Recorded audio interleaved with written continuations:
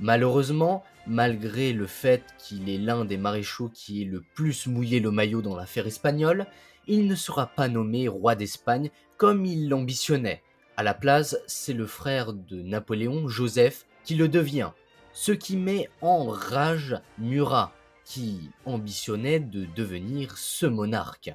D'ailleurs, proclamation de nouveau roi qui fait encore une fois se révolter toute la population, cette fois de Madrid.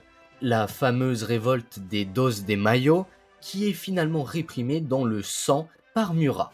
À la fin de cette affaire, on lui propose deux choix, soit la couronne de Naples, soit la couronne du Portugal. Étant donné que le Portugal n'est même pas encore conquis, il préfère de loin la couronne napolitaine. Malgré tout, c'est avec dépit que Murat va aller diriger ce lointain royaume de Naples. Mais il se ravise bien vite lorsqu'il voit le chaleureux accueil que lui réserve la population napolitaine, très heureuse de voir débarquer sur le trône ce cavalier déjà légendaire et surtout flamboyant avec ses uniformes.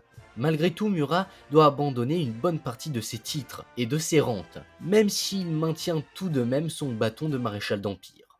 Le royaume est alors une monarchie constitutionnelle, composée d'un roi donc qui a le pouvoir exécutif et de normalement 5 chambres, mais qui ne seront jamais convoquées par Murat. Également, il fait exprès de placer à la tête des institutions du royaume non pas des Français ou des fidèles à sa personne, mais seulement des Italiens ou des Napolitains, ce qui ravit d'autant plus la population.